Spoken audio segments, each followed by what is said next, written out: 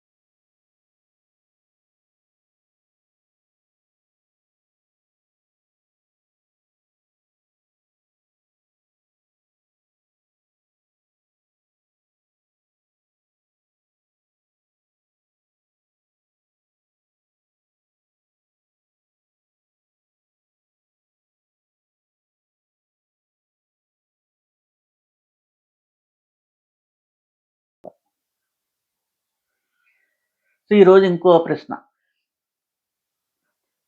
లేకపోతే ఇంకొక విషయం గుర్తుపెట్టుకోండి. ఇది మనందరికీ సంబంధించిన విషయం. మొదటి తరగతికి సంబంధించిందన్నా, ఈ తరగతికి సంబంధించింది 2 దీనికి సంబంధించిందన్నా సరే, ఏ ఒక్కరికి సంబంధం కాదు. మనందరికీ సంబంధించినటువంటి విషయం. ఎవరైతే భక్తి మార్గంలో ముందుకు పోవాలనుకుంటున్నామో వారందరికీ కూడా సంబంధించిన విషయం. గురువు ఆజ్ఞ ఎందుకు మనలో చాలామందికి ప్రేరణగా కాకుండా ఒత్తిడిగా అనిపిస్తుంది? అది బాగా గుర్తుంచుకోండి. మన గురువు కానీ, లేకపోతే మన శిక్షకుడు కానీ, మన గ్రూప్‌లో ఒక లీడర్ గాని, అంటే గ్రూప్‌ని మెయింటైన్ చేస్తున్న ఆధ్యాత్మిక మార్గం, లేకపోతే ఒక మేనేజర్ కానీ, ఎవరన్నా కానివ్వండి. మనమంతా కూడా కలిసికట్టుగా భక్తి మార్గంలో ముందుకు పోవడానికి సహకరించే వ్యక్తి. ఆజ్ఞ ఎందుకు మనలో కొంతమందికి, లేకపోతే చాలామందికి, లేకపోతే అందరికీ అనుకుందాం, ప్రేరణగా కాకుండా ఒత్తిడిగా అనిపిస్తుంది? ఇది ప్రతి ఒక్కరు కూడా చేసుకుని మనం ఆలోచిద్దాం. మన గురువు గారు చెప్పిన మాట చాలాసార్లు మనకి ఒక ప్రేరణగా కాకుండా మనకు ఒక ఒత్తిడిగా, చెయ్యాలి, తప్పదు, చేయకపోతే ఏమంటాడో అనే ఒక ఒత్తిడిని కలిగించే విధంగా ఉందా లేదా అంటే దీనికి సమాధానం ఉంది అనే వస్తుంది. నేను కూడా ఈ కోవలో ఉన్నవాడినే. అలా ఎందుకు వస్తుంది? మనలో చాలామంది లోపల ఇలా అనుకుంటాం, ఏంటది? గురువు ఆజ్ఞ ఉంటే నేను నా ఐడియాస్‌ని చూపించలేను. ఏంటి? ప్రభువు మనకి ఏదైనా సూచన ఇస్తే గనక, లేకపోతే ఏదన్నా ఆజ్ఞ చేస్తే గనక అదే పాటిస్తూ కూర్చుంటే మరి నా ఐడియాస్, నా గొప్పతనం ఎప్పుడు తెలుస్తుంది? నేను అనుకున్నట్లుగా ఎప్పుడు చేయగలుగుతాను? అందువల్ల గురువుగారు ఏదన్నా చెప్పడానికి, ఏదన్నా చెప్తారేమో పిలిచినప్పుడు ఏదన్నా చెప్తారేమో, లేకపోతే కనబడితే ఏదన్నా చెప్తారేమో. అలా చెప్పడం వల్ల మనం చేయాలనుకునే పనికి అదేమన్నా ఆటంకం అవుతుందేమో, అది ఆపేయవలసి వస్తుందేమో, అలా చేయకుండా ఉండవలసి వస్తుందేమో అన్న భయంతో చాలా వరకు మనం ఏం చేస్తాం, గురువు ఈ పక్కకు వస్తే ఆ పక్కకి వెళ్ళడం, ఆ పక్కకు వస్తే ఈ పక్కకి వెళ్ళడం, లేకపోతే కనపడినట్లుగా తప్పించుకు జరగడం, ఇట్లాంటివి చేస్తూ ఉంటాం. ఎప్పుడు అంటే మన ఐడియాస్‌కి గురువు ఎక్కడన్నా గండి కొడతాడేమో అన్న భయం చేత. లేకపోతే 2 ఏంటంటే నా స్వేచ్ఛకి అడ్డొస్తారేమో. ఇంచుమించు 2 ఒకటే. ఆయనుంటే నాకు స్వేచ్ఛ ఉండదు.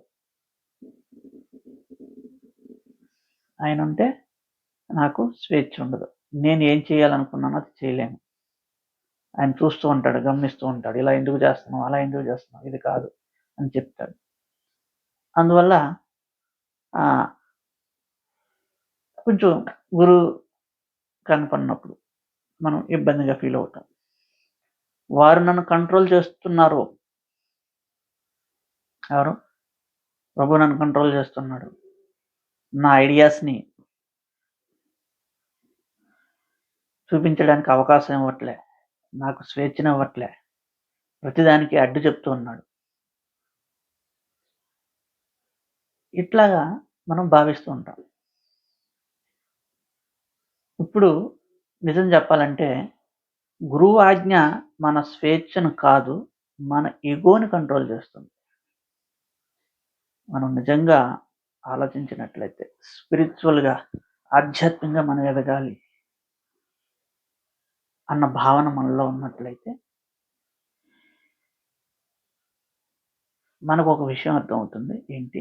గురువాజ్ఞ మన స్వేచ్ఛను కాదు, మన ఈగోని కంట్రోల్ చేస్తుంది. ఇందాక అనుకున్నాం కదా, ఏదైతే భక్తి ఉందో, భక్తి ఎప్పుడు ఇటువంటి అనుకోదు. నన్ను కంట్రోల్ చేస్తున్నారు, నన్ను ఎదగనివ్వట్లేదు, సో నాకు స్వేచ్ఛ లేదు, ఇవన్నీ అనుకోదు. కేవలం ఈగో మాత్రమే అనుకుంటుంది. అహంకారం. ఈగోకి స్వేచ్ఛ కావాలి, భక్తికి మార్గం కావాలి. ఈగోకి ఏం కావాలి? స్వేచ్ఛ కావాలి. మనకెవరు అడ్డు చెప్పకూడదు, మనకు నచ్చినట్టు మనం ప్రవర్తించాలి. కానీ భక్తి అలా అనుకోదు. నాకు ఒక మార్గం కావాలి, ఆధ్యాత్మికంగా ఎదగడానికి ఒక మార్గదర్శకుడు కావాలి. ఆయన ఏం చెప్తున్నారో అది నేను జాగ్రత్తగా గమనించాలి, ఆచరించాలి, పాటించాలి. కాబట్టి భక్తి ఎప్పుడు మార్గాన్ని వెతుకుతూ ఉంటుంది. కాబట్టి గురువు యొక్క ఆజ్ఞ కానీ, గురువు యొక్క సూచన కానీ మన హృదయానికి బాధ కలిగించదు. ఏమనుకున్నాం? భక్తి మార్గం కావాలి, ఈగోకి స్వేచ్ఛ కావాలి. ఇప్పుడు మనం అనుకుందాం, మనకి మార్గం కావాలా, మార్గం కనపడాలా, లేకపోతే స్వేచ్ఛ కావాలా? గురువాజ్ఞ వచ్చినప్పుడు మనం ఈగో చాలా బాగా మాట్లాడుతుంది.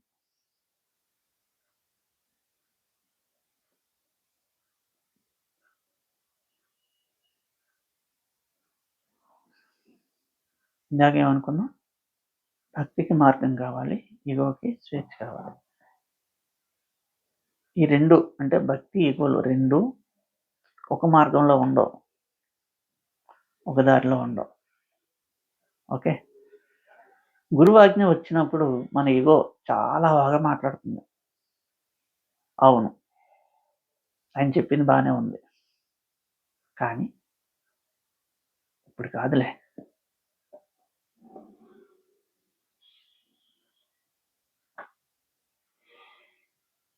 అని మన మనసులో ఒక భావన వస్తుంది. ఎందుకంటే ఈగో ఎప్పుడు కూడా లేదు, కాదు అందో. గురువుగారు ఏదైనా చెప్పారనుకోండి, అలా కుదరదండి, అలా కాదండి అందో. అలాగే ప్రభు. తర్వాత ఆయన చెప్తూ ఉంటారు, మనం ప్రతిదీ పట్టించుకుంటే ఎలా కుదురుతుంది? తర్వాత చూద్దాం అంటే ఇప్పుడు కాదు. ఇది ఈగోకు సంబంధించిన విషయం, సీనియారిటీకి సంబంధించిన విషయం, అనుభవానికి సంబంధించిన విషయం కాదు. ఇది మన పరిస్థితిపై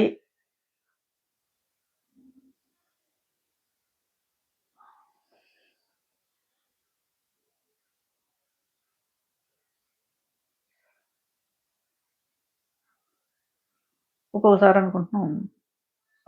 అనుకుంటాం ఇది మనకి సెట్ కాదు, లేకపోతే ఇది మనకి సరిపోదు, ప్రభుజీ మనల్ని ఉద్దేశించి చెప్పలే. ఇట్లా ఏదో రకంగా ఆ గురువు యొక్క సూచనను, ఆజ్ఞను ఒప్పుకోవడానికి మన ఈగో ఒప్పుకోదు. మీరు సీరియస్గా గమనించండి, ఈగో ఎప్పుడు కూడా లేదు అనదు, ఇప్పుడు కాదు, తర్వాత చూద్దాం, అలాగే. ఇదే ఆజ్ఞ ఉల్లంఘనకి మొదటి స్టెప్.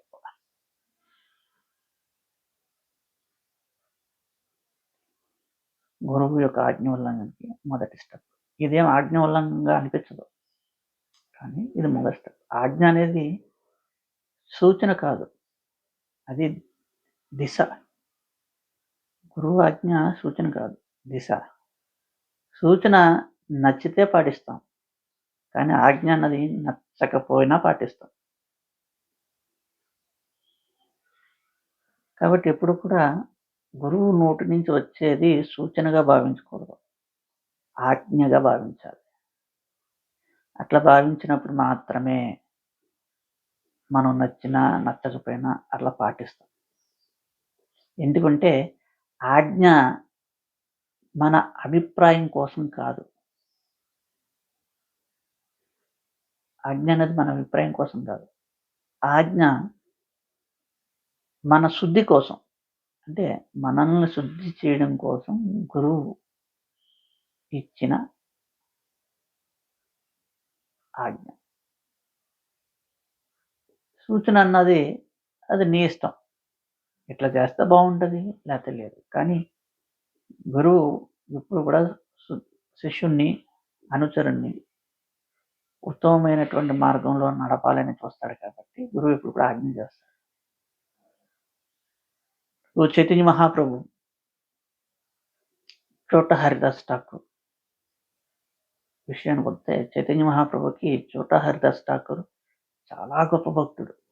బాగా కీర్తన చేసేవాడు, సేవలు చేసేవాడు, నియమాలన్నీ పాటించేవాడు. అన్నీ ఉన్నాయి. కానీ ఒక చిన్న తప్పు చేశాడు.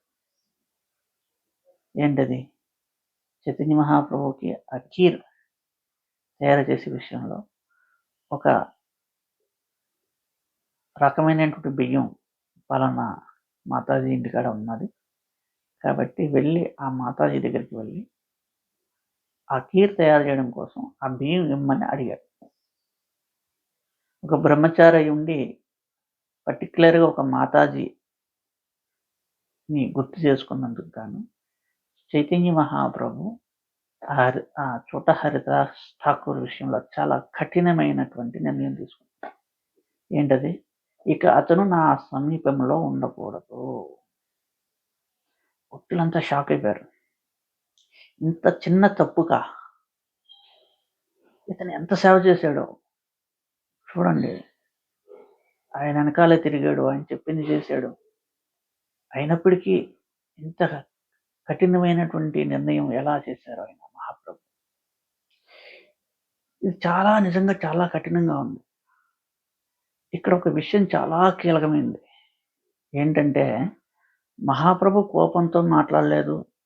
లేతే ఆ వ్యక్తిపై ఎటువంటి ద్వేషము లేదు. కానీ ప్రమాణం ఏదైతే ప్రమాణాలు ఉన్నాయో ఆ ప్రమాణాలు తగ్గకూడదు. ప్రమాణాల్ని మార్చకూడదు అనే ఒకే ఒక నియమంతో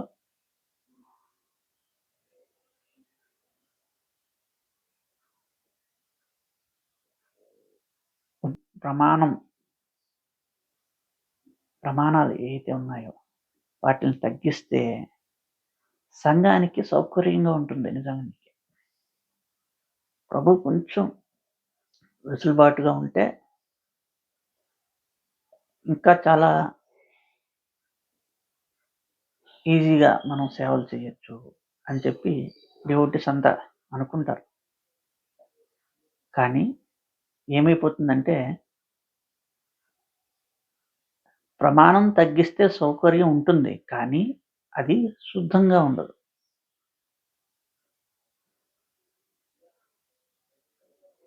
వెసులుబాటు ఉంటే సౌకర్యం పెరగచ్చు. కానీ అందులో క్వాలిటీ ఉండదు. శుద్ధంగా ఉండదు. అందువల్ల గురువు ఎప్పుడు కూడా అందరి యందు ఒకే విధంగా ప్రవర్తించడానికి ప్రయత్నం చేస్తారు. ఉదాహరణకి మనం డాక్టర్ దగ్గరికి వెళ్తాం. మన రోగం చూపించుకోవడానికి ఆయన మందులు ఇచ్చి, కానీ మనం మందులు వేసుకోం. రోగం తగ్గుతుందా? తగ్గదు. కానీ మన దృష్టిలో డాక్టర్ చాలా మంచోడు. డాక్టర్ గారు చాలా మంచోడు. ఆయన వైద్యం చేశాడంటే ఖచ్చితంగా తగ్గే తీరుతుంది. అందువల్ల ఆ డాక్టర్ దగ్గరికి వెళ్ళాలి మనం. వెళ్ళాం. డాక్టర్ మందు ఇచ్చాడు. మనం వేసుకోవాలి. దానివల్ల ఏం ఉపయోగం ఉంది? కాబట్టి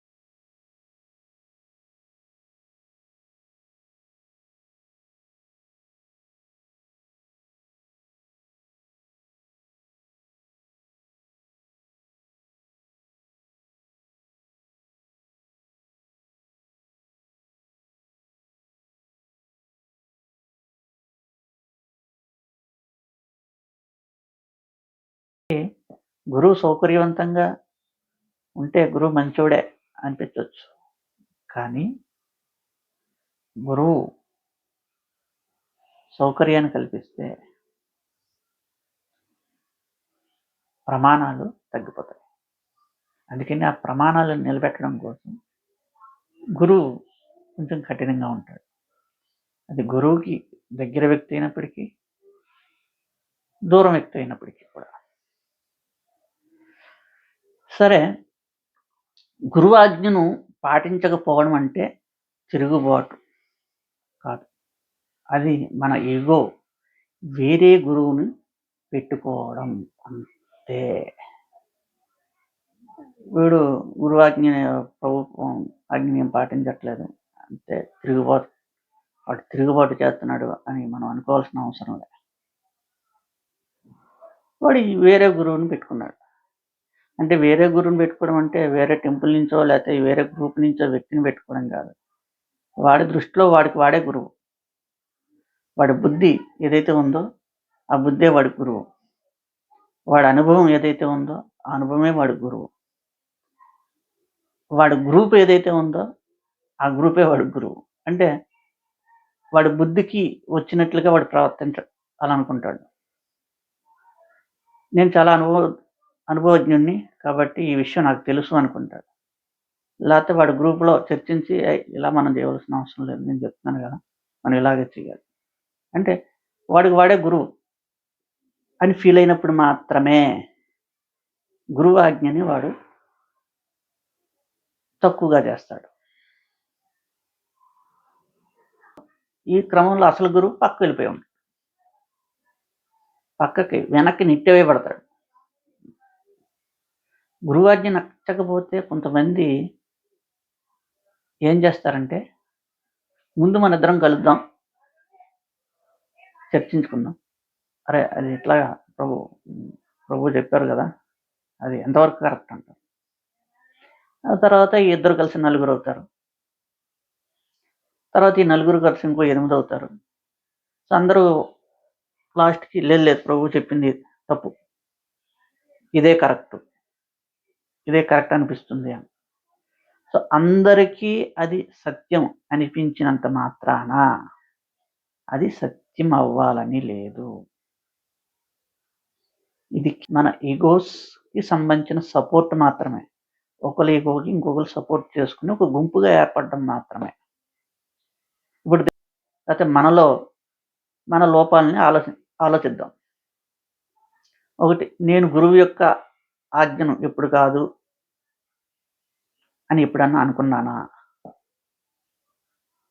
ఆ ఆజ్ఞను పాటించకుండా నేను ఎలా జస్టిఫై చేశాను? ఫస్ట్ ఏంటి, ఎప్పుడైనా గురువు నుంచి ఒక ఆజ్ఞ వస్తే ఇప్పుడు కాదులే అనుకున్నామా లేదా? లేదా ఏదైనా ఆజ్ఞ వచ్చినప్పుడు మనకు మనం జస్టిఫై చేసుకుని ఉంటాం. అట్లా కాదులే, యాక్చువల్గా ఇది ఆయనకి అది చెప్పడం చేత కాలే.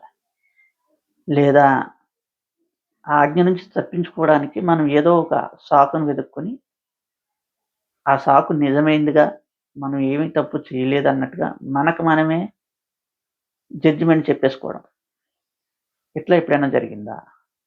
లేకపోతే నేను నా అసంతృప్తిని గురువుకి చెప్పానా లేక ఇతర భక్తులకు చెప్పానా? ఇది ఇంపార్టెంట్. గురువు ఇచ్చిన ఆజ్ఞపై వచ్చిన అసంతృప్తి మనం డైరెక్ట్గా గురువు దగ్గర విన్నవించుకున్నామా? ప్రభు ఎందుకు ఇట్లా చెప్పారు, ఎందుకు ఇలా జరిగింది, ఇందులో నా పొరపాటు ఏమైనా ఉందా, లేకపోతే ఇలా ఎందుకు చేయాలి, ఇదేదో నాకు కొంచెం ఇబ్బందిగా అనిపిస్తుంది అని వెళ్ళి తిరిగి గురువుని అడిగామా? లేకపోతే ఇతర భక్తుల దగ్గర ఆయన చూడు ఎట్లా చేశారో, నా సర్వీస్ తీసేసాడనో, లేకపోతే నన్ను ఇలా ఇబ్బంది పెట్టాడనో, నన్ను అలా అవమానపరిచాడనో, నన్ను తక్కువ చేసాడనో ఇతర భక్తుల దగ్గర మాట్లాడుకున్నాము. ఈ ప్రవర్తన వల్ల అంటే ఏ ప్రవర్తన వల్ల?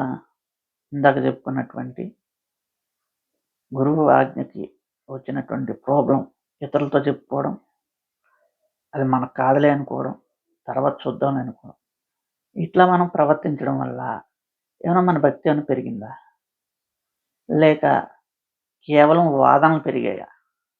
అంటే ఖచ్చితంగా భక్తి అయితే పెరగదు గానీ, వాదనలు పెరుగుతాయి.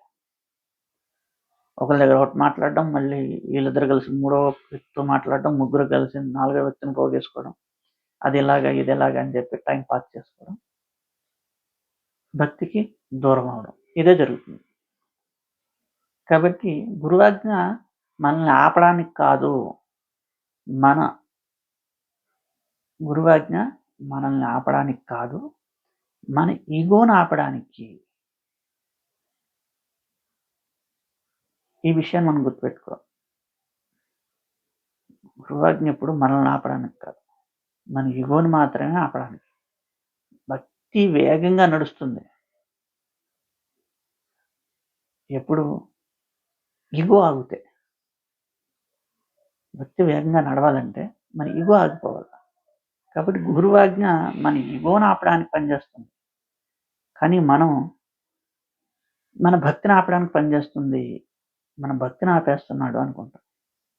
కానే కాదు. ఎందుకంటే మనం మొదటి తరగతిలో చెప్పాం. గురువు మన ఇగోని మాత్రమే తాగుతాడు అని. సరే ఈరోజు మనం ఒక నిర్ణయం తీసుకున్నాం. నాకు అర్థం కాకపోయినా గురువు ఆజ్ఞ నన్ను రక్షిస్తుందని నమ్ముతున్నానా లేదా? మనం ఖచ్చితంగా నమ్మాలి.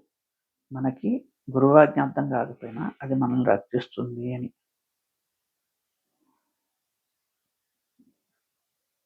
మనం గురువాజ్ఞని ఆయన ఏదో అనుకుంటారని కాదు.